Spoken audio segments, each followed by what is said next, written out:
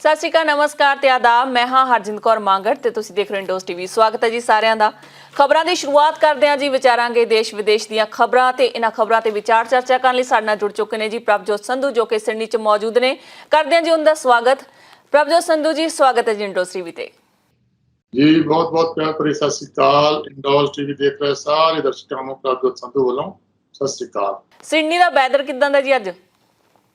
Sydney ਦਾ weather ਜੀ ਗਰਮੀ ਨੂੰ ਆਵਾਜ਼ਾਂ ਮਾਰ ਕੇ ਬੁਲਾ ਰਹੇ ਆ, ਔਰ ਗਰਮੀ ਪਰਾਂ ਨੂੰ ਭੱਜਦੀ ਆ, ਕਿਤੇ ਕਿਤੇ ਮਾੜਾ ਜਿਹਾ ਰੰਗ ਦਿਖਾਉਂਦੀ ਆ ਤੇ ਪਰ ਗਰਮੀ ਨੇ ਐਵੇਂ ਅਰਕੀ ਰੁੱਸੀ ਹੋਈ ਹੈ ਗਰਮੀ ਸਾਡੇ ਨਾਲ, ਸਿਡਨੀ ਵਾਲਿਆਂ ਨੂੰ। ਉਹ ਸਿਡਨੀ ਦਾ ਬੁੱਲਾ ਇੱਧਰ ਬ੍ਰਿਸਬੇਨ ਦੇ ਵਿੱਚ ਵੀ ਭਾਰੂ ਪੈ ਰਿਹਾ ਜੀ। ਇਸ ਵਾਰ ਗਰਮੀ ਨਹੀਂ ਆ ਰਹੀ ਬ੍ਰਿਸਬੇਨ ਦੇ ਵਿੱਚ ਵੀ। ਹਮੇਸ਼ਾ ਜਿਵੇਂ ਅਸੀਂ ਮਹਿਸੂਸ ਕੀਤਾ ਹੈ ਕਿ ਦਸੰਬਰ ਦਾ ਮਹੀਨਾ ਹੋਵੇ ਤੇ ਤਪਸ਼ ਨਾ ਪੈਂਦੀ ਹੋਵੇ ਬ੍ਰਿਸਬੇਨ 'ਚ, ਤਾਂ ਹੋ ਨਹੀਂ ਸਕਦਾ। ਪਰ ਇਸ ਵਾਰ ਬੜਾ ਜਿਹੜਾ ਕਹਿ ਲਓ ਜੀ ਕੁਦਰਤ ਦਾ ਨਜ਼ਾਰਾ ਲੌਕਿਕ ਵੱਜਿਆ ਹੋਇਆ ਕਿ ਗਰਮੀ ਦੇ ਵਿੱਚ ਵੀ ਸਰਦੀ ਦਾ ਜਿਹੜਾ ਅਹਿਸਾਸ ਹੁੰਦਾ। ਜੀ ਜੀ ਜੀ, ਜਿਸ ਤਰ੍ਹਾਂ ਦਾ ਮੌਸਮ ਦੀ ਤਬਦੀਲੀ ਆ ਰਹੀ ਆ ਤੇ ਮੈਨੂੰ ਲੱਗਦਾ ਜਿਵੇਂ ਗਰਮੀ ਦੀ ਇੱਥੇ ਘਟ ਰਹੀ ਆ। ਹੌਲੀ ਹੌਲੀ 10 ਸਾਲਾਂ ਨੂੰ ਕਿਤੇ ਬਰਫ਼ ਨਾ ਪੈਣ ਲੱਗ ਪਏ। ਇਹ ਵੀ ਕੈਨੇਡਾ ਬਣ ਜਾਣਾ ਜੀ। ਫਿਰ ਆਪਾਂ ਵੀ ਜਿਹੜੀਆਂ ਗੱਡੀਆਂ ਤੋਂ ਜਾਂ ਘਰਾਂ ਤੋਂ ਬਰਫ਼ ਹਟਾਇਆ ਕਰਾਂਗੇ। ਚਲੋ ਜੀ, ਜੋਕਸ ਅਪਾਰਟ, ਗੱਲ ਕਰਦੇ ਹਾਂ ਜੀ ਪੰਜਾਬ ਦੀ। ਪੰਜਾਬ ਦੇ ਵਿੱਚ ਬਹੁਤ ਸਾਰੀਆਂ ਜਿਹੜੀਆਂ ਖਬਰਾਂ ਇਸ ਸਮੇਂ ਮਸਲੇ ਭਖੇ ਹੋਏ ਨੇ ਜੀ। ਸਭ ਤੋਂ ਪਹਿਲਾਂ ਗੱਲ ਕਰਦੇ ਹਾਂ ਜੀ ਇਨਸਾਨੀਅਤ ਦੀ, ਜਿਸ ਦੇ ਜਦੋਂ ਵੀ ਆਪਾਂ ਗੱਲਬਾਤ ਕਰਦੇ ਹਾਂ ਜੀ ਪੰਜਾਬ ਦਾ ਨਾਮ ਆਉਂਦਾ। ਪੰਜਾਬ ਦੇ ਵਿੱਚ ਜਦੋਂ ਵੀ ਗੱਲਬਾਤ ਕੀਤੀ ਜਾਂਦੀ ਹੈ ਤਾਂ ਬੜੇ ਕਹਿ ਲਓ ਖੁਸ਼ ਦਿਲ ਤੇ ਵੱਡੇ ਦਿਲਾਂ ਵਾਲੇ ਲੋਕ ਸਾਹਮਣੇ ਆਉਂਦੇ ਨੇ। ਪਰ ਬੜੀ ਮੰਦਭਾਗੀ ਘਟਨਾ ਵਾਪਰੀ ਹੈ ਜੀ। ਇੱਕ ਸੇਬ ਜਿਹੜਾ ਟਰੱਕ ਲੱਦ ਕੇ ਲੈ ਕੇ ਜਾ ਰਹੇ ਸੀ ਸੇਬਾਂ ਦਾ ਜੀ, ਉਹ ਸਰਹੰਦ ਤੇ ਰਾਜਪੁਰਾ ਜਿਹੜਾ ਜੀਟੀ ਰੋਡ ਹੈ ਜੀ, ਉੱਥੇ ਪਲਟਿਆ। ਉਸ ਤੋਂ ਬਾਅਦ ਉਹਨਾਂ ਦੀ ਸਾਰੀਆਂ ਸੇਬਾਂ ਦੀਆਂ ਪੇਟੀਆਂ ਖਿਲਰ ਗਈਆਂ। ਲੋਕ ਆਏ ਜੀ ਕਤਾਰਾਂ ਬੰਨ੍ਹ ਕੇ। ਜਿਵੇਂ ਹੀ ਉਹ ਹਸਪਤਾਲ ਆਪਣਾ ਉਪਚਾਰ ਕਰਾਉਣ ਜਾਂਦੇ ਨੇ, ਪਿੱਛੋਂ ਲੋਕ ਆਉਂਦੇ ਨੇ ਜੀ, ਵੱਡੀਆਂ ਵੱਡੀਆਂ ਕਾਰਾਂ, ਜਿਨ੍ਹਾਂ ਨੂੰ ਉਹਨਾਂ ਨੇ ਅੱਖੀਂ ਦੇਖਿਆ ਜੀ ਕਿ ਉਹ ਵੀ ਲੋਕ ਸਨ ਜਿਹੜੇ ਕਿ ਉਹਨਾਂ ਦੀ ਹੈਲਪ ਕਰਨ ਦੀ ਬਜਾਏ, ਮੱਲਮ ਪੱਟੀ ਕਰਨ ਦੀ ਬਜਾਏ ਇਹ ਲਾਹਾ ਲੈਣ ਵਿੱਚ ਲੱਗੇ ਹੋਏ ਸਨ ਕਿ ਇੱਕ ਅੱਧੀ ਪੇਟੀ ਉਹ ਵੀ ਆਪਣੀ ਵਹੀਕਲ ਦੇ ਵਿੱਚ ਰੱਖ ਕੇ ਉੱਥੇ ਰਫੂ ਚੱਕਰ ਹੋ ਜਾਣ। ਜੀ, ਜਿਹੜਾ ਪੰਜਾਬ ਅਸੀਂ ਛੱਡ ਕੇ ਆਏ ਸਾਂ ਨਾ ਜੀ, ਜਿਹਨੂੰ ਕਹਿੰਦੇ ਕਿ ਪੰਜਾਬ ਵੱਸਦਾ ਗੁਰਾਂ ਦੇ ਨਾਂ ਦੇ ਉੱਤੇ, ਲੱਗਦਾ ਹੈ ਉਸ ਪੰਜਾਬ ਨੂੰ ਨਜ਼ਰ ਲੱਗ ਗਈ ਹੈ ਕਿ ਸਾਡੀ ਜਿਹੜੀ ਕਿਰਦਾਰ ਨੇ ਉਹ ਕਿਰਦਾਰ ਛੋਟੇ ਹੋ ਗਏ ਨੇ ਤੇ ਗੱਡੀਆਂ ਵੱਡੀਆਂ ਹੋ ਗਈਆਂ ਨੇ। ਸੋ ਇਹ ਵੱਡੀਆਂ ਗੱਡੀਆਂ ਵਾਲੇ ਛੋਟਾ ਕਿਰਦਾਰ ਲੈ ਕੇ ਤੇ ਇਨਸਾਨੀਅਤ ਆਪਣੇ ਵਿੱਚੋਂ ਮਨਫੀ ਕਰੀ ਬੈਠੇ ਨੇ। ਦੇਖੋ ਕਿੱਡੀ ਵੱਡੀ ਮੰਦਭਾਗੀ ਇਹ ਘਟਨਾ ਆ ਕਿ ਉਸ ਡਰਾਈਵਰ ਦੀ ਮਦਦ ਕਰਨ ਲਈ ਪਹੁੰਚਣ ਦੀ ਥਾਂ ਦੇ ਉੱਤੇ ਸਾਰੇ ਲੋਕ ਮਹਿਜ਼ $500 ਤੋਂ ਵੱਧ ਦੀ ਪੇਟੀ ਨਹੀਂ ਹੁੰਦੀ ਤੇ 35 ਲੱਖ ਦੀਆਂ ਕਾਰਾਂ ਵਾਲੇ ਵੀ ਜਿਹੜੇ ਆ ਉਹ $500 ਰੁਪਏ ਵਾਲੀ ਜਿਹੜੀ ਆ ਪੇਟੀ ਆ ਉਹਨੂੰ ਚੁੱਕ ਕੇ ਆਪਣੀ ਕਾਰ 'ਚ ਰੱਖਣ ਲਈ ਜਿਹੜਾ ਉਹ ਕਾਹਲੇ ਸੀਗੇ। ਕਿਸੇ ਨੇ ਉਹਦਾ ਡਰਾਈਵਰ ਦਾ ਹਾਲ ਨਹੀਂ ਪੁੱਛਿਆ। ਮੇਰਾ ਪੰਜਾਬ ਏਦਾਂ ਦਾ ਨਹੀਂ ਸੀਗਾ। ਇਹ ਮੇਰੇ ਪੰਜਾਬ ਨੂੰ ਜਿਹੜੀ ਆ ਨਾ ਇਹ ਨਜ਼ਰ ਲੱਗ ਗਈ ਆ। ਜਿਹੜੇ ਕਹਿੰਦੇ ਜਿੰਨੀਆਂ ਇੱਛਾਵਾਂ ਵੱਧ ਗਈਆਂ ਨੇ ਉਹ ਓਨੇ ਹੀ ਲੋਕ ਜਿਹੜੇ ਨੇ ਉਹ ਕਿਰਦਾਰ ਪੱਖੋਂ ਛੋਟੇ ਹੋਈ ਜਾਂਦੇ ਨੇ। ਸੋ ਉਹ ਉਸ ਡਰਾਈਵਰ ਦਾ ਜਿਹੜਾ ਹਾਲ ਦੇਖਣ ਵਾਲਾ ਸੀਗਾ, ਕਹਿੰਦਾ ਸੀ ਮੇਰੀਆਂ 1250 ਪੇਟੀਆਂ ਨੇ ਜਿਨ੍ਹਾਂ ਚੋਂ ਇੱਕ ਵੀ ਨਹੀਂ ਬਚੀ, ਔਰ ਸਾਰੇ ਲੋਕ ਜਿਹੜੇ ਨੇ ਉਹ ਚੱਕ ਕੇ ਲੈ ਗਏ ਨੇ। ਕਿਸੇ ਨੇ ਉਹਦੀ ਇਮਦਾਦ ਨਹੀਂ ਕੀਤੀ। ਪਰ ਦੂਜੇ ਪਾਸੇ ਸ਼ਾਬਾਸ਼ੇ ਦਈਏ ਸੋਸ਼ਲ ਮੀਡੀਆ ਦੇ ਯੁੱਗ ਨੂੰ ਕਿ ਉਸਦੀ ਜਿਹੜੀ ਆ ਜਿਉਂ ਹੀ ਉਹਦੀ ਜਿਹੜੀ ਵੀਡੀਓ ਵਾਇਰਲ ਹੋਈ ਆ, ਉਹਦੀ ਵੀਡੀਓ ਵਾਇਰਲ ਹੋਣ ਤੋਂ ਬਾਅਦ ਸਭ ਤੋਂ ਪਹਿਲਾਂ ਤਾਂ ਫਤਿਹਗੜ੍ਹ ਸਾਹਿਬ ਦੇ ਵਿੱਚ FIR ਦਰਜ ਹੋ ਗਈ।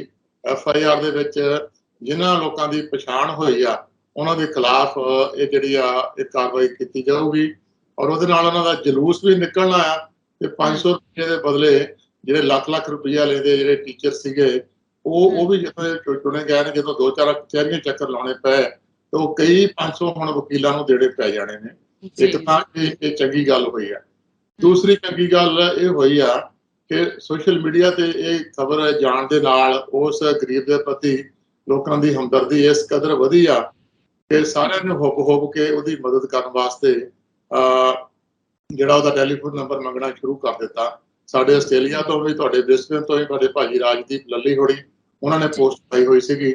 ਜਿੰਨੇ ਚਿਰ ਨੂੰ ਮੈਂ ਉਹਨਾਂ ਨੂੰ ਨੰਬਰ ਲੱਭ ਕੇ ਭੇਜਿਆ ਉਹਨੇ ਚਿਰ ਨੂੰ ਮੈਨੂੰ ਬਲਤੇਜ ਪੰਨੂ ਹੋਣਾ ਦੀ ਇੱਕ ਖਬਰ ਦਿਸ ਗਈ ਗਰੁੱਪ ਦੇ ਵਿੱਚ ਕਿ ਜਿਹੜੇ ਮਹਿੰਦਰਾ ਵਾਲੇ ਹੈਗੇ ਨੇ ਉੱਥੋਂ ਪਟਿਆਲੇ ਤੋਂ, ਉਹਨਾਂ ਨੇ ਜਿੰਨਾ ਵੀ ਉਹਦਾ ਨੁਕਸਾਨ ਹੋਇਆ ਆ ਸਾਰਾ ਨੁਕਸਾਨ ਪੂਰਾ ਕਰਨ ਦੀ ਜ਼ਿੰਮੇਵਾਰੀ ਲੈ ਲਈ ਹੈ। ਸੋ ਇਹ ਤਾਂ ਇੱਕ ਚੰਗੀ ਗੱਲ ਆ ਕਿ ਉਸੇ ਪੰਜਾਬ ਦੇ ਵਿੱਚ ਉਹ ਵੀ ਲੋਕ ਵੱਸਦੇ ਨੇ ਜਿਹੜੇ ਦੁਖੀ ਦਾ ਦੁੱਖ ਸੁਣ ਕੇ ਉਹਦਾ ਦੁੱਖ ਮਿਟਾਉਣ ਤੁਰ ਪਏ ਆ। ਪਰ ਲਾਹਨਤਾਂ ਉਹਨਾਂ ਤੇ ਵੀ ਆ ਜਿਨ੍ਹਾਂ ਨੇ ਉਹ 500 ਦੀ ਪੇਟੀ ਬਦਲੇ ਉਸ ਗਰੀਬ ਦਾ ਦਿਲ ਦੁਖਾਇਆ। ਔਰ ਜਿਹੜਾ ਪੰਜਾਬ ਅੱਜ ਤੋਂ ਕਹਿੰਦੇ 25 ਕੁ ਸਾਲ ਪਹਿਲਾਂ ਇੱਕ ਬ੍ਰਿਗੇਡੀਅਰ ਨੇ ਲਿਖੀ ਸੀ, ਬਹੁਤ ਵੱਡੀ ਸਟੋਰੀ ਲਿਖੀ ਸੀਗੀ, ਜਦੋਂ ਐਕਸੀਡੈਂਟ ਹੋਇਆ ਸੀ ਖੰਨੇ ਦੇ ਵਿੱਚ, ਤੇ ਕਿਸ ਤਰ੍ਹਾਂ ਲੋਕ ਪਾਸਿਆਂ ਤੋਂ ਟਰਾਲੀਆਂ ਲੈ ਕੇ, ਟਰੈਕਟਰ ਲੈ ਕੇ, ਅੱਧੀ ਰਾਤ ਨੂੰ ਐਕਸੀਡੈਂਟ ਹੋਇਆ ਤਾਂ ਉਹ ਲਿਖਦਾ ਕਿ ਲੋਕਾਂ ਨੇ ਦਿਨ ਚੜਾਤਾ ਸੀ ਲਾਈਟਾਂ ਨਾਲ, ਔਰ ਕੋਈ ਲੰਗਰ ਲਾਉਣ ਲੱਗ ਪਿਆ, ਕੋਈ ਹਸਪਤਾਲ ਲੈ ਕੇ ਜਾਣ ਲੱਗ ਪਿਆ। ਤੇ ਪਿਛਲੇ 25 ਕੁ ਸਾਲਾਂ 'ਚ ਮੇਰੇ ਪੰਜਾਬ ਦੀ ਜਿਹੜੀ ਤਸਵੀਰ ਬਦਲੀ ਆ, ਉਹਦੇ ਵਿੱਚ ਨਸ਼ਿਆਂ ਦਾ ਵੀ ਬਹੁਤ ਵੱਡਾ ਰੋਲ ਆ, ਵੱਡੀਆਂ ਇੱਛਾਵਾਂ ਦਾ ਵੀ ਬਹੁਤ ਵੱਡਾ ਰੋਲ ਆ। ਜਿਹੜੇ ਅੱਜ ਤੋਂ ਜੇ ਅਸੀਂ ਜਿਹੜੇ ਆ 40-50 ਸਾਲ ਪਿਛਾਂਹ ਤੁਰ ਪਈਏ ਤਾਂ ਲੋਕਾਂ ਦੀ ਲੋੜ ਸਿਰਫ ਕੁੱਲੀ ਗੁੱਲੀ ਜੁੱਲੀ ਤੱਕ ਸੀਮਿਤ ਹੁੰਦੀ ਸੀ। ਜੀ ਜੀ। ਜਿਹੜਾ ਪਦਾਰਥਕ ਯੁੱਗ ਆ, ਪਦਾਰਥਕ ਯੁੱਗ ਨੇ ਉਹਨਾਂ ਦੀਆਂ ਲੋੜਾਂ ਜਿਹੜੀਆਂ ਨੇ, ਜਦੋਂ ਦੇ ਇਲੈਕਟ੍ਰੋਨਿਕ ਗੈਜਟਸ ਆਏ ਨੇ, ਉਹ ਉਸ ਤੋਂ ਬਾਅਦ ਉਹਨਾਂ ਦੀਆਂ ਲੋੜਾਂ ਇੰਨੀਆਂ ਕੁ ਵਧਾਤੀਆਂ ਨੇ ਕਿ ਹਰ ਬੰਦੇ ਦੇ ਅੰਦਰ ਭੁੱਖ ਜਿਹੜੀ ਆ, ਭੁੱਖ ਮਰ ਨਹੀਂ ਰਹੀ। ਭੁੱਖ ਦਾ ਕੋਈ ਅੰਤ ਨਹੀਂ ਹੁੰਦਾ। ਪਰ ਇਸ ਵੇਲੇ ਇਹੋ ਜਿਹੀ ਜਿਹੜੇ ਮੰਦਭਾਗੀਆਂ ਖਬਰਾਂ ਪੰਜਾਬ ਤੋਂ ਆਉਂਦੀਆਂ ਨੇ ਤਾਂ ਦਿਲ ਬਹੁਤ ਦੁਖਦਾ ਆ। ਜਿਹੜਾ ਪੰਜਾਬ ਥਾਂ ਥਾਂ ਤੇ ਲੰਗਰ ਲਾ ਕੇ ਲੋਕਾਂ ਨੂੰ ਪ੍ਰਸ਼ਾਦਾ ਛਕਾਉਣ ਵਾਲਾ ਸੀਗਾ, ਉਸ ਪੰਜਾਬ ਤੋਂ ਇਹੋ ਜਿਹੀ ਉਮੀਦ ਨਹੀਂ ਕੀਤੀ ਜਾਂਦੀ। ਤੇ ਚਲੋ ਜੋ ਵੀ ਹੋਇਆ ਉਸ ਤੋਂ ਬਾਅਦ ਜਿਸ ਤਰ੍ਹਾਂ ਨਾਲ ਉਹਨਾਂ ਖਿਲਾਫ ਕਾਨੂੰਨੀ ਕਾਰਵਾਈ ਹੋ ਰਹੀ ਹੈ, ਇਹ ਵੀ ਅਗਾਂਹ ਦੂਜਿਆਂ ਲੋਕਾਂ ਵਾਸਤੇ ਸਬਕ ਆ ਕਿ ਜਦੋਂ ਕਿਤੇ ਦੁਬਾਰਾ ਇਸ ਤਰ੍ਹਾਂ ਦੀ ਘਟਨਾ ਵਾਪਰਦੀ ਆ, ਜਿਸ ਹਾਲਾਤ ਤੋਂ ਹੁਣ ਨਿਕਲਣਾ ਪੈਣਾ ਉਹਨਾਂ ਨੂੰ 500 ਦੀ ਪੇਟੀ ਲੈ ਕੇ ਜਾਣ ਵਾਲਿਆਂ ਨੂੰ, ਉਹ ਬਾਕੀਆਂ ਵਾਸਤੇ ਸਬਕ ਹੋਊਗਾ। ਔਰ ਜਿਹੜਾ ਉਸ ਭਰਾ ਦਾ ਜਿਹੜਾ ਘਾਟਾ ਪੂਰਾ ਹੋ ਗਿਆ ਉਹ ਚੰਗਾ ਆ। ਅਸੀਂ ਇੱਛਾ ਕਰਾਂਗੇ ਕਿ ਸਾਡੇ ਪੰਜਾਬ ਦਾ ਕਿਰਦਾਰ ਮੁੜ ਤੋਂ ਉਹੀ ਕਿਰਦਾਰ ਬਣ ਜਾਵੇ ਜਿਹੜੇ ਕਿਰਦਾਰ ਦੇ ਅਸੀਂ ਹੁਕਮ ਰੱਖਦੇ ਹਾਂ, ਜਿਹੜੇ ਕਿਰਦਾਰ ਦੇ ਅਸੀਂ ਹੱਕਦਾਰ ਹਾਂ, ਜਿਹੜੇ ਕਿਰਦਾਰ ਦੀ ਸਾਰੀ ਦੁਨੀਆ ਸਾਡੀ ਪ੍ਰਸ਼ੰਸਾ ਕਰਦੀ ਹੈ। ਜੀ ਬਿਲਕੁਲ ਸੰਧੂ ਸਾਹਿਬ, ਬੜਾ ਦਰੁਸਤ ਫਰਮਾਇਆ ਤੁਸੀਂ। ਜੇਕਰ ਦੇਖਿਆ ਜਾਵੇ ਪੰਜਾਬ ਦੇ ਵਿੱਚ ਤਾਂ 70% ਲੋਕਾਂ ਦੀ ਜਿਹੜੀ ਭਾਵਨਾ ਹੁੰਦੀ ਹੈ ਬੜੀ ਚੰਗੀ ਹੁੰਦੀ ਹੈ ਤੇ ਹਮੇਸ਼ਾ ਲੋਕਾਂ ਦੀ ਹੈਲਪ ਕਰਨ ਲਈ ਹੁੰਦੀ ਹੈ, ਪਰ ਜਿਹੜੇ 30% ਲੋਕ ਹੁੰਦੇ ਆ ਹਮੇਸ਼ਾ ਅਜਿਹੇ ਅਨਸਰ ਹੁੰਦੇ ਨੇ ਜਿਹੜੇ ਅਕਸ ਨੂੰ ਢਾਹ ਲਾਉਂਦੇ ਨੇ। ਵੱਧਦੇ ਹਾਂ ਜੀ ਅਗਲੀ ਖਬਰ ਵੱਲ।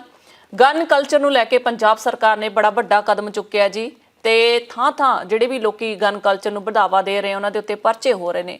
ਪਰ ਇੱਥੇ ਆਪਾਂ ਵਿਚਾਰਨ ਵਾਲੀ ਗੱਲ ਇਹ ਹੈ ਜੀ, ਜੇਕਰ ਇੰਨੀ ਜ਼ਿਆਦਾ ਸਖਤਾਈ ਹੋਣ ਤੋਂ ਬਾਅਦ ਇਹ ਜਿਹੜੀ ਪੰਜਾਬ ਸਰਕਾਰ ਹੈਗੀ ਆ ਇਹ ਹਰਕਤ ਵਿੱਚ ਆਈ ਹੈ ਤੇ ਲੋਕਾਂ ਦੇ ਉੱਤੇ ਪਰਚੇ ਵੀ ਹੋ ਰਹੇ ਨੇ, ਕਿਉਂ ਨਾ ਜਿਹੜਾ ਨਸ਼ਾ ਹੈ, ਮੈਂ ਤਾਂ ਨਸ਼ੇ ਨੂੰ ਵੀ ਕਲਚਰ ਹੀ ਕਹਾਂਗੀ ਕਿ ਨਸ਼ਾ ਕਲਚਰ ਹੈ, ਸੋ ਉਸ ਦੇ ਉੱਤੇ ਕਿਉਂ ਨਹੀਂ ਰੋਕ ਲਗਾਈ ਜਾ ਰਹੀ, ਜਿਹੜੇ ਕਿ ਘਟੀਆ ਨਸ਼ੇ ਕਹਿ ਲਓ ਜਾਂ ਫਿਰ ਐਕਸਪੈਂਸਿਵ ਚਿੱਟਾ ਕਹਿ ਲਓ, ਜਿਹੜੇ ਕਿ ਨੌਜਵਾਨਾਂ ਦੀ ਮੌਤ ਦਾ ਕਾਰਨ ਬਣਦੇ ਨੇ। ਜੇਕਰ ਪੰਜਾਬ ਸਰਕਾਰ ਚਾਹਣ, ਕੱਲੀ ਇਹੀ ਸਰਕਾਰ ਨਹੀਂ, ਬਹੁਤ ਸਾਰੀਆਂ ਜਿਹੜੀਆਂ ਪਿੱਛੇ ਵੀ ਸਰਕਾਰਾਂ ਹੋ ਕੇ ਗਈਆਂ ਨੇ ਜੀ, ਜੇਕਰ ਇਹ ਚਾਹਣ ਤਾਂ ਨਸ਼ੇ ਨੂੰ ਕਿਉਂ ਨਹੀਂ ਠੱਲ ਸਕਦੇ? ਦੇਖੋ, ਇਹ ਜਦੋਂ ਇਹ ਸਰਕਾਰ ਆਈ ਸੀਗੀ ਤਾਂ ਇਸ ਇੱਛਾ ਸ਼ਕਤੀ ਨਾਲ ਆਈ ਸੀਗੀ ਕਿ ਅਸੀਂ ਪੰਜਾਬ ਦੇ ਵਿੱਚ ਨਸ਼ਿਆਂ ਦਾ ਜਿਹੜਾ ਬੋਲਬਾਲਾ ਆ ਖਤਮ ਕਰ ਦਿਆਂਗੇ। ਪਰ ਉਹਨੂੰ ਪ੍ਰੈਕਟੀਕਲੀ ਖਤਮ ਕਰਨ ਦੀ ਥਾਂ ਦੇ ਉੱਤੇ ਬੇਲੋੜਾ ਪ੍ਰਚਾਰ ਕੀਤਾ ਜਾ ਰਿਹਾ ਕਿ ਅਸੀਂ ਆਹ ਵੀ ਕਰ ਦਿੱਤਾ, ਅਸੀਂ ਆਹ ਵੀ ਕਰ ਦਿੱਤਾ, ਅਸੀਂ ਆਹ ਵੀ ਕਰ ਦਿੱਤਾ, ਜਦ ਕਿ ਨਸ਼ਾ ਅਜੇ ਵੀ ਪੰਜਾਬ ਦੀਆਂ ਗਲੀਆਂ ਵਿੱਚ ਉਸੇ ਤਰ੍ਹਾਂ ਹੀ ਮਤਲਬ ਧੱਕੇ ਨਾਲ ਵਿਕ ਰਿਹਾ ਆ। ਕਈ ਥਾਈਂ ਤਾਂ ਇਹੋ ਜਿਹੇ ਹਾਲਾਤ ਵੀ ਦੇਖੇ ਨੇ ਕਿ ਉਹ ਕਹਿੰਦੇ ਨੇ ਕਿ ਚਲੋ ਜੀ ਆਓ ਤੁਹਾਨੂੰ ਅਸੀਂ ਮਿਲਾ ਦਿੰਦੇ ਹਾਂ ਜਿਹੜਾ ਬੰਦਾ ਨਸ਼ਾ ਵੇਚ ਰਿਹਾ ਹੈ। ਤੋ ਮੈਂ ਇਹਨੂੰ ਸਮਝਦਾ ਕਿ ਸਰਕਾਰ ਦੀ ਇੱਛਾ ਸ਼ਕਤੀ ਦੀ ਘਾਟ ਆ। ਜੇ ਕਿਤੇ ਸਰਕਾਰ ਦੀ ਇੱਛਾ ਹੋਵੇ ਤਾਂ ਇਹ ਨਸ਼ਾ ਰੋਕਣਾ ਕੋਈ ਬਹੁਤੀ ਵੱਡੀ ਗੱਲ ਨਹੀਂ ਹੈਗੀ। ਔਰ ਜੇ ਹਦਾਇਤਾਂ ਸਖਤ ਹੋਣ, ਔਰ ਜਦੋਂ ਅਸੀਂ ਇਹ ਕਹਿ ਰਹੇ ਹਾਂ ਕਿ ਇਸ ਵੇਲੇ ਜਿੰਨਾ ਜ਼ੋਰ ਉਹਨੂੰ ਕਰਪਸ਼ਨ ਨੂੰ ਰੋਕਣ ਤੇ ਲਾਇਆ ਹੋਇਆ, ਉਹਦੇ ਨਾਲ ਅੱਧਾ ਕੁ ਜ਼ੋਰ ਵੀ ਜੇ ਕਿਤੇ ਨਸ਼ੇ ਨੂੰ ਰੋਕਣ ਤੇ ਲਾ ਦੇਣ ਤਾਂ ਸ਼ਾਇਦ ਨਸ਼ਾ ਜਿਹੜਾ ਰੁਕ ਸਕਦਾ ਆ। ਇਹਦੇ ਨਾਲ ਸਾਨੂੰ ਜਿਹੜੀ ਨਾ ਇੱਕ ਬਹੁਤ ਪੜਾਈ ਇੱਕ ਪਲਾਨ ਬਣਾਉਣ ਦੀ ਲੋੜ ਆ ਕਿ ਜਿਹੜੇ ਇਸ ਵੇਲੇ ਨਸ਼ਾ ਕਰ ਰਹੇ ਨੇ, ਜੇ ਇੱਕਦਮ ਉਹਨਾਂ ਦਾ ਨਸ਼ਾ ਛੁੱਟਦਾ ਆ ਤਾਂ ਉਹਨਾਂ ਵਾਸਤੇ ਵੀ ਜਿਹੜੀਆਂ ਨੇ ਉਹ ਮੈਡੀਕਲ ਸਹੂਲਤਾਂ, ਉਹ ਸਾਨੂੰ ਪਹਿਲਾਂ ਤੋਂ ਉਹਦਾ ਪ੍ਰਬੰਧ ਕਰਨਾ ਪਏਗਾ ਔਰ ਇੱਕ ਜਾਲ ਵਿਛਾਉਣਾ ਪਊਗਾ ਜਿਹੜਾ ਮੈਡੀਕਲ ਸਹੂਲਤਾਂ ਦਾ, ਜਿਹਦੇ ਵਿੱਚ ਫ੍ਰੀ ਹੋਣ। ਕਿਉਂਕਿ ਹੁਣ ਥਾਂ ਦੇ ਉੱਤੇ ਪ੍ਰਾਈਵੇਟ ਨਸ਼ਾ ਛਡਾਊ ਕੇਂਦਰ ਜ਼ਰੂਰ ਖੁੱਲ੍ਹੇ ਹੋਏ ਨੇ ਜਿਹੜੇ ਕਿ ਲੋਕਾਂ ਦੀ ਲੁੱਟ ਦਾ ਸਬੱਬ ਬਣ ਰਹੇ ਨੇ। ਤੇ ਜਿਹੜੇ ਸਰਕਾਰੀ ਤੌਰ ਦੇ ਉੱਤੇ ਜਾਂ ਜਿਹੜੀਆਂ ਸਮਾਜ ਸੇਵੀ ਸੰਸਥਾਵਾਂ ਨੇ, ਜੇ ਕਿਤੇ ਬਾਹਰੋਂ ਤੁਹਾਨੂੰ ਇਕੱਠਾ ਕਰਦੀਆਂ ਨੇ ਤਾਂ ਉਹਨਾਂ ਦੀ ਇਹ ਜ਼ਿੰਮੇਵਾਰੀ ਵੀ ਬਣਦੀ ਆ ਕਿ ਉਹਨਾਂ ਵਾਸਤੇ ਜਿਹੜੇ ਬੱਚੇ ਨਸ਼ਿਆਂ ਦੇ ਵਿੱਚ ਲੱਗੇ ਨੇ ਉਹਨਾਂ ਨੂੰ ਰੀਹੈਬਿਲਿਟੇਸ਼ਨ ਵਾਸਤੇ ਵਾਲੇ ਪਾਸੇ ਮੋੜਿਆ ਜਾਵੇ, ਔਰ ਦੂਜੇ ਪਾਸੇ ਇੱਕ ਪਾਸੇ ਕਾਨੂੰਨ ਦਾ ਡੰਡਾ ਹੋਵੇ ਔਰ ਦੂਜੇ ਪਾਸੇ ਜਿਹੜੇ ਨਸ਼ਾ ਸੇਵਨ ਕਰਨ ਵਾਲੇ ਨੇ ਉਹਨਾਂ ਵਾਸਤੇ ਰੀਹੈਬਿਲਿਟੇਸ਼ਨ ਦੀ ਪਲਾਨ ਉਹ ਤਿਆਰ ਕੀਤੀ ਜਾਵੇ। ਫਿਰ ਹੀ ਕਿਤੇ ਇਹ ਜਿਹੜਾ ਆ ਇਹ ਗੱਲ ਮੁੱਕ ਸਕਦੀ ਆ। ਸੋ ਜਿੰਨਾ ਅਸੀਂ ਸੁਹਿਰਦਤਾ ਨਾਲ ਸੋਚਦੇ ਸਾਂ ਕਿ ਸਰਕਾਰ ਇਸ ਪਾਸੇ ਧਿਆਨ ਦਊਗੀ, ਉਹ ਮੈਨੂੰ ਲੱਗਦਾ ਆ ਕਿ ਸਾਡੇ ਮੁੱਖ ਮੰਤਰੀ ਸਾਹਿਬ ਗੁਜਰਾਤ ਜਿੱਤ ਕੇ ਦੇਣ ਦੇ ਚੱਕਰ ਦੇ ਵਿੱਚ ਪੰਜਾਬ ਵੱਲੋਂ ਅਵੇਸਲੇ ਹੋਏ ਪਏ ਨੇ।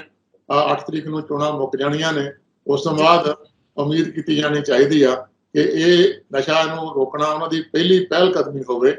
ਕਰਪਸ਼ਨ ਜਿਹੜੀ ਆ ਉਹ ਵੀ ਆਪਣੇ ਥਾਂ ਤੇ ਬਹੁਤ ਵੱਡਾ ਜਿਹਨੂੰ ਕਹ ਲਓ ਕੋੜ ਆ, ਪਰ ਇਸ ਕੋੜ ਨਾਲੋਂ ਵੱਡਾ ਕੋੜ ਜਿਹੜਾ ਆ ਉਹ ਨਸ਼ੇ ਦਾ ਆ। ਜੇ ਤਰਜੀਹਾਂ ਹੋਣ ਤਾਂ ਤਰਜੀਹਾਂ ਦੇ ਵਿੱਚ ਪਹਿਲੀ ਤਰਜੀਹ ਇਹ ਚਾਹੀਦੀ ਆ ਕਿ ਪਹਿਲਾਂ ਪੰਜਾਬ ਨੂੰ ਨਸ਼ਾ ਮੁਕਤ ਕਰ ਲਈਏ, ਕਰਪਸ਼ਨ ਮੁਕਤ ਬਾਅਦ ਚ ਵੀ ਕੀਤਾ ਜਾ ਸਕਦਾ।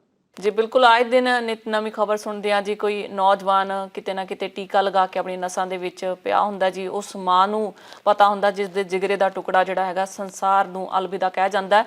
ਪਰ ਇਹ ਸਾਰਾ ਜਿਹੜਾ ਹੈਗਾ ਜੀ, ਸਰਕਾਰ ਨੂੰ ਇਸ ਵੱਲ ਜ਼ਰੂਰ ਧਿਆਨ ਦੇਣਾ ਚਾਹੀਦਾ। ਜੇਕਰ ਗਨ ਕਲਚਰ ਨੂੰ ਰੋਕ ਸਕਦੀ ਹੈ, ਇੰਨੇ ਜ਼ਿਆਦਾ ਸਖਤ ਕਾਨੂੰਨ ਬਣਾ ਸਕਦੀ ਹੈ, ਤਾਂ ਨਸ਼ਿਆਂ ਲਈ ਵੀ ਕੁਛ ਨਾ ਕੁਛ ਜ਼ਰੂਰ ਕੀਤਾ ਜਾ ਸਕਦਾ ਜੀ। ਵੱਧਦੇ ਹਾਂ ਜੀ ਅਗਲੀ ਖਬਰ ਵੱਲ। ਗੋਲਡੀ ਬਰਾੜ ਨੂੰ ਕੈਨੇਡਾ ਤੋਂ ਫੜ ਲਿਆ ਗਿਆ। ਕਾਫੀ ਗੱਲਾਂ ਬਾਤਾਂ ਹੋਈਆਂ ਜੀ, ਬਹੁਤ ਸਾਰੀਆਂ ਖਬਰਾਂ ਜਿਹੜੀਆਂ ਹੈਗੀਆਂ ਨੇ ਆਏ ਦਿਨ ਆਉਂਦੀਆਂ ਨੇ, ਮੀਡੀਆ ਵੱਲੋਂ ਵੀ ਬਹੁਤ ਸਾਰੀਆਂ ਗੱਲਾਂ ਕੀਤੀਆਂ ਜਾਂਦੀਆਂ ਨੇ। ਸੋ ਕਨਫਿਊਜ਼ਨ ਕ੍ਰੀਏਟ ਹੋਈ ਹੈ ਜੀ ਇਸ ਸਮੇਂ ਕਿ ਕਿਸ ਤਰੀਕੇ ਨਾਲ ਇਹ ਕਿਹਾ ਜਾ ਸਕਦਾ ਕਿ ਗੋਲਡੀ ਬਰਾੜ ਦੀ ਵਾਕਈ ਗ੍ਰਿਫਤਾਰੀ ਹੋ ਚੁੱਕੀ ਹੈ। ਸੋ ਸਿੱਧੂ ਮੂਸੇਵਾਲ ਦੇ ਪਿਤਾ ਜੀ ਨੇ ਵੀ ਬਿਆਨ ਦਿੱਤੇ ਨੇ। ਕੀ ਬਿਆਨ ਨੇ ਜੀ, ਤੁਹਾਡੇ ਤੋਂ ਜਾਣਨਾ ਚਾਹਾਂਗੇ। ਦੇਖੋ, ਜਦੋਂ ਤੋਂ ਸਿੱਧੂ ਮੂਸੇਵਾਲੇ ਨੌਜਵਾਨ ਜਿਹੜਾ ਕਿ ਅੰਤਰਰਾਸ਼ਟਰੀ ਪੱਧਰ ਦੇ ਉੱਤੇ ਦਸਤਾਰ ਵਾਸਤੇ ਵੀ ਤੇ ਪੰਜਾਬੀ ਗਾਇਕੀ ਵਾਸਤੇ ਵੀ ਇੱਕ ਚਾਨਣ ਮਨਾਰਾ ਸੀਗਾ, ਉਹ ਜਦੋਂ ਤੋਂ ਉਸਦਾ ਕਤਲ ਹੋਇਆ ਉਦੋਂ ਤੋਂ ਹੀ ਗੋਲਡੀ ਬਰਾੜ ਚਰਚਾ ਦੇ ਵਿੱਚ ਆ, ਕਿਉਂਕਿ ਉਹਨੇ ਇਸ ਦੇ ਕਤਲ ਦੀ ਜ਼ਿੰਮੇਵਾਰੀ ਲਈ ਸੀਗੀ, ਐਲਾਨੀਆ ਤੌਰ ਤੇ ਜ਼ਿੰਮੇਵਾਰੀ ਲਈ ਸੀਗੀ। ਜਦੋਂ ਤੋਂ ਉਹਦਾ ਕਤਲ ਹੋਇਆ ਉਦੋਂ ਤੋਂ ਉਹਦੇ ਮਾਪੇ ਵੀ ਬਾਰ-ਬਾਰ ਇਹੀ ਕਹਿ ਰਹੇ ਸੀਗੇ, ਹਾਲਾਂਕਿ ਬਹੁਤੇ ਜਿਹੜੇ ਆ ਇਸ ਕਤਲ ਦੇ ਵਿੱਚ ਜੁੜੇ ਹੋਏ ਗੈਂਗਸਟਰ ਸੀਗੇ ਉਹ ਸਰਕਾਰ ਨੇ ਫੜ ਕੇ ਜਾਂ ਅੰਦਰ ਦੇ ਦਿੱਤੇ ਆ, ਜੇ ਇੱਕ ਦੋ ਦਾ ਮੁਕਾਬਲਾ ਹੋ ਗਿਆ ਆ, ਪਰ ਮਾਪਿਆਂ ਦੇ ਕਾਲਜੇ ਨੂੰ ਠੰਡ ਨਹੀਂ ਸੀ ਪੈਂਦੀ ਜਿੰਨਾ ਚਿਰ ਤੱਕ ਜਿਹੜਾ ਬੰਦਾ ਇੱਕ ਥਾਪੜ ਕੇ ਕਹਿੰਦਾ ਆ ਕਿ ਮੈਂ ਕਤਲ ਕਰਾਇਆ ਆ, ਜਿੰਨਾ ਚਿਰ ਤੱਕ ਉਹ ਕਾਬੂ ਕਰਕੇ ਤੇ ਪੰਜਾਬ ਸਰਕਾਰ ਆਪਣੇ ਕੋਲ ਨਹੀਂ ਸੀ ਲੈ ਕੇ ਆਉਂਦੀ। ਹੁਣ ਜਿਹੜੀ ਪਿਛਲੇ ਲਗਭਗ ਹਫ਼ਤੇ ਭਰ ਤੋਂ ਇਹ ਖਬਰ ਜਿਹੜੀ ਆ ਉਹ ਚੱਲ ਰਹੀ ਆ ਕਿ ਗੋਲਡੀ ਬਰਾੜ ਗ੍ਰਿਫਤਾਰ ਹੋ ਗਿਆ। ਕੋਈ ਕਹਿ ਰਿਹਾ ਗ੍ਰਿਫਤਾਰ ਹੋ ਗਿਆ, ਕੋਈ ਕਹਿ ਰਿਹਾ ਉਹਨੇ ਆਤਮ ਸਮਰਪਣ ਕੀਤਾ, ਕੋਈ ਕਹਿ ਰਿਹਾ ਆ ਕਿ ਉਹਨੇ ਆਪਣਾ ਜਿਹੜਾ ਰਿਫਿਊਜੀ ਸਟੇਟਸ ਲੈਣ ਵਾਸਤੇ ਅਮਰੀਕਾ ਜਾ ਕੇ ਤੇ ਆਪਣਾ ਸੰਪਰਕ ਕੀਤਾ ਸੀਗਾ ਤੇ ਉੱਥੋਂ ਦੀ ਫੈਡਰਲ ਪੁਲਿਸ ਨੇ ਉਹਨੂੰ ਫੜ ਲਿਆ ਹੋਇਆ ਆ। ਉਹਦੇ ਵਿੱਚ ਇਹਨਾਂ ਖਬਰਾਂ ਨੂੰ ਪੁਸ਼ਟੀ ਕਰਨ ਵਾਸਤੇ ਜਦੋਂ ਭਗਵੰਤ ਮਾਨ ਹੋਣਾ ਦਾ ਬਿਆਨ ਆਉਂਦਾ ਆ ਤਾਂ ਉਦੋਂ ਇਹ ਸਮਝਿਆ ਜਾਂਦਾ ਕਿ ਇਸ ਖਬਰ ਦੇ ਵਿੱਚ ਕੋਈ ਸੱਚਾਈ ਹੋ ਸਕਦੀ ਆ, ਪਰ ਅਜੇ ਤੱਕ ਵੀ ਇਹਦੇ ਬਾਰੇ ਭੰਬਲ ਭੂਸਾ ਬਣਿਆ ਹੋਇਆ ਹੈ। ਉਦੋਂ ਤੱਕ ਉਹਦੇ ਮਾਪਿਆਂ ਦੀ ਗੱਲ ਕਰੀਏ, ਉਹਦੇ ਮਾਪਿਆਂ ਦਾ ਜਿੰਨਾ ਕਿ ਦਿਲ ਦੁਖਿਆ ਹੋਇਆ, ਉਹਨਾਂ ਨੂੰ ਤਾਂ ਪਿਛਲੇ ਦਿਨ 2 ਕਰੋੜ ਦਾ ਇਨਾਮ ਵੀ ਘੋਸ਼ਿਤ ਕੀਤਾ ਸੀਗਾ, ਜਿਹੜਾ ਉਹਨੂੰ ਆਊਗਾ ਅਸੀਂ 2 ਕਰੋੜ ਰੁਪਏ ਦਾ ਇਨਾਮ ਦੇਵਾਂਗੇ। ਸੋ ਉਹ ਜਿੰਨਾ ਚਿਰ ਤੱਕ ਉਹਨਾਂ ਮਾਪਿਆਂ ਦੇ ਸਾਹਮਣੇ, ਅੱਖਾਂ ਦੇ ਸਾਹਮਣੇ ਇਸ ਨੂੰ ਸਜ਼ਾ ਨਹੀਂ ਦਿੱਤੀ ਜਾਂਦੀ, ਉਹਨਾਂ ਚਿਰ ਤੱਕ ਉਹਨਾਂ ਦੇ ਕਾਲਜੇ ਠੰਡ ਨਹੀਂ ਪੈਣੀ। ਜਿੱਥੋਂ ਤੱਕ ਪੰਜਾਬ ਦੇ ਮੀਡੀਆ ਦੀ ਗੱਲ ਕਰੀਏ, ਪੰਜਾਬ ਦੇ ਮੀਡੀਆ ਨੇ ਤਾਂ ਮਤਲਬ ਐਂ ਕਹਿ ਲਓ ਕਿ ਖਬਰਾਂ ਦੀ ਭਰੋਸੇਯੋਗਤਾ ਤੋਂ ਵਿਸ਼ਵਾਸ ਹੀ ਉੱਠ ਗਿਆ ਆ। ਜਿਸ ਤਰ੍ਹਾਂ ਸੁਰਖੀਆਂ ਲਾ ਲਾ ਕੇ ਹਰ ਕੋਈ ਵਿਊਜ਼ ਲੈਣ ਦੇ ਚੱਕਰ ਦੇ ਵਿੱਚ ਆਪਣੇ ਆਪ ਨੂੰ ਵੱਡਾ ਕਰਕੇ ਦੱਸ ਰਿਹਾ ਆ, ਉਹਦੀ ਗੋਲਡੀ ਬਰਾੜ ਦੀ ਗ੍ਰਿਫਤਾਰੀ ਵਾਲੀ ਖਬਰ ਇੰਨੀ ਕਿ ਭੰਬਲ ਭੂਸਾ ਬਣ ਗਈ ਆ ਕਿ ਕਿਸੇ ਨੂੰ ਸਮਝ ਨਹੀਂ ਆ ਰਿਹਾ ਕਿ ਕਿਹੜੀ ਗੱਲ ਦੇ ਵਿੱਚ ਸੱਚਾਈ ਆ ਤੇ ਕਿਹੜੀ ਗੱਲ ਦੇ ਵਿੱਚ ਝੂਠ ਆ। ਜਦੋਂ ਬਾਬੇ ਬਟਾਲੇ ਦੇ ਵਿੱਚ ਗੁਰੂ ਤੇਗ ਬਹਾਦਰ ਸਾਹਿਬ ਨੂੰ ਲੱਭਣ ਵਾਸਤੇ ਉਹ ਗਿਆ ਸੀਗਾ, ਆਪਣਾ ਜਿਹਦਾ ਸਮੁੰਦਰੀ ਜਹਾਜ਼ ਡੁੱਬ ਗਿਆ ਸੀਗਾ, ਤਾਂ ਉਦੋਂ ਵੀ 22 ਮੰਜੀਆਂ ਲਾਈ ਬੈਠੇ ਸੀਗੇ ਤੇ ਕਿਸੇ ਨੂੰ ਪਤਾ ਨਹੀਂ ਸੀ ਲੱਗਦਾ ਕਿ ਇਹਨਾਂ ਨੂੰ ਅਸਲੀ ਗੁਰੂ ਸਾਹਿਬ ਕਿਹੜੇ ਨੇ। ਸੋ ਉਹ ਇਸ ਵੇਲੇ ਹਾਲਾਤ ਇਹ ਬਣੇ ਹੋਏ ਨੇ ਕਿ ਵੀ ਜਿਹੜਾ ਪੰਜਾਬੀ ਮੀਡੀਆ ਨੇ ਇੰਨਾ ਕੋ ਜ਼ਿਆਦਾ ਭੰਬਲ ਭੂਸਾ ਕ੍ਰੀਏਟ ਕਰਤਾ, ਜਿੱਦਾਂ ਕਹਿ ਲਓ ਨਾ ਕਿ ਮੈਂ ਕੱਲ ਇੱਕ ਪੋਸਟ ਵੀ ਲਿਖੀ ਸੀ ਕਿ ਨਿੰਬੂਆਂ ਨੂੰ ਹਦਵਾਉਣਾ ਕਹਿ ਕੇ ਵੇਚਣਾ ਹੋਵੇ ਤਾਂ ਕਹਿ ਸਕਦੇ ਆ ਕਿ ਮਾਰਕੀਟਿੰਗ ਆ, ਪਰ ਜੇ ਕੋਈ ਨਿੰਬੂਆਂ ਨੂੰ ਭੁੱਖੀਆਂ ਦਾ ਜੋੜਾ ਕਹਿ ਕੇ ਮਾਰਕੀਟਿੰਗ ਕਰਦਾ ਆ, ਉਹ ਤਾਂ ਗੱਲ ਨਹੀਂ ਨਾ ਹੁੰਦੀ। ਹੁਣ ਇਸ ਵੇਲੇ ਪੰਜਾਬ ਦਾ ਮੀਡੀਆ ਆ ਉਹ ਇਦਾਂ ਦਾ ਹੋ ਗਿਆ ਕਿ ਉਹ ਨਿੰਬੂਆਂ ਨੂੰ ਭੁੱਖੀਆਂ ਦਾ ਜੋੜਾ ਕਹਿ ਕੇ ਮਾਰਕੀਟਿੰਗ ਕਰੀ ਜਾਂਦਾ ਆ। ਤਾਂ ਇਸ ਵੇਲੇ ਜਿੰਨਾ ਚਿਰ ਤੱਕ ਹੱਥਕੜੀਆਂ ਲਾ ਕੇ ਉਹਨੂੰ ਅੱਖਾਂ ਦੇ ਸਾਹਮਣੇ ਨਹੀਂ ਲੈ ਆਉਂਦੇ, ਮੀਡੀਆ ਦੇ ਸਾਹਮਣੇ ਨਹੀਂ ਲੈ ਆਉਂਦੇ, ਉਹਨਾਂ ਚਿਰ ਤੱਕ ਕਿਸੇ ਦਾ ਇਹ ਯਕੀਨ ਕਰਨਾ ਮੁਸ਼ਕਿਲ ਹੋਇਆ ਪਿਆ ਆ। ਅਸੀਂ ਦਿਲੋਂ ਚਾਹਾਂਗੇ ਕਿ ਜਿਸ ਬੰਦੇ ਨੇ ਵੀ ਇਹ ਇੰਨਾ ਵੱਡਾ ਕਾਰਾ ਕੀਤਾ ਆ ਉਹਨੂੰ ਬਣਦੀ ਸਜ਼ਾ ਮਿਲੇ, ਔਰ ਤਾਂ ਕਿ ਉਹਨਾਂ ਜਿਹੜੇ ਮਰਨ ਵਾਲੇ ਦੇ ਮਾਪਿਆਂ ਨੂੰ ਔਰ ਉਹਦੇ ਮਰਨ ਵਾਲੇ ਦੇ ਚਾਹੁਣ ਵਾਲਿਆਂ ਦੇ ਦਿਲ ਨੂੰ ਠਾਰ ਵੱਜੇ। ਔਰ ਆਉਣ ਵਾਲੇ ਦਿਨਾਂ 'ਚ ਵੇਖਣਾ ਪਊਗਾ ਕਿ ਜਿੰਨਾ ਚਿਰ ਤੱਕ ਉਹ ਵਾਪਸ ਪੰਜਾਬ ਨਹੀਂ ਪਹੁੰਚ ਜਾਂਦਾ, ਬੜੀ ਪੇਚੀਦਾ ਉਹਦੀ ਜਿਹੜੀ ਜਿਹੜਾ ਪ੍ਰੋਸੀਜਰ ਆ ਉਹ ਬੜਾ ਪੇਚੀਦਾ ਹੁੰਦਾ ਆ ਕਿ ਜਦੋਂ ਜੇ ਬੰਦਾ ਬਾਹਰ ਫੜਿਆ ਵੀ ਗਿਆ ਆ ਤਾਂ ਉਹਨੂੰ ਪੰਜਾਬ ਤੱਕ ਲਿਆਉਣ ਤੱਕ ਹੋ ਸਕਦਾ ਕਈ ਵਰ੍ਹੇ ਲੱਗ ਜਾਣ। ਸੋ ਹਾਲ ਦੀ ਘੜੀ ਜਿੰਨਾ ਚਿਰ ਤੱਕ ਉਹ ਆਮੋ ਸਾਹਮਣੇ ਆਣ ਕੇ ਉਹਦੀ ਸਮਝ ਲਓ ਪੁਲਿਸ ਉਹਨੂੰ ਪੇਸ਼ ਨਹੀਂ ਕਰਦੀ, ਉਹਨਾਂ ਚਿਰ ਤੱਕ ਇਹਦੇ ਤੇ ਯਕੀਨ ਕਰਨਾ ਔਖਾ ਹੋਇਆ ਪਿਆ ਜੀ। ਬਹੁਤ ਬਹੁਤ ਸ਼ੁਕਰੀਆ ਸੰਧੂ ਸਾਹਿਬ ਸਾਰੀ ਜਾਣਕਾਰੀ ਦੇ ਲਈ। ਮਿਲਦੇ ਹਾਂ ਜੀ ਅਗਲੇ ਹਫਤੇ। ਧੰਨਵਾਦ ਜੀ ਤੁਹਾਡਾ ਜੀ। ਬਹੁਤ ਬਹੁਤ ਮਿਹਰਬਾਨੀ। ਸਤਿ ਸ਼੍ਰੀ ਅਕਾਲ। ਦਰਸ਼ਕੋ, ਸਮਾਂ ਹੋ ਚੱਲਿਆ ਤੁਹਾਡੇ ਤੋਂ ਵੀ ਇਜਾਜ਼ਤ ਲੈਣ ਦਾ। ਨਵੇਂ ਤੇ ਤਾਜ਼ਾ ਖਬਰਾਂ ਲਈ ਦੇਖਦੇ ਰਹੋ ਇੰਡਸਟਰੀ ਟੀਵੀ ਆਸਟ੍ਰੇਲੀਆ। ਧੰਨਵਾਦ।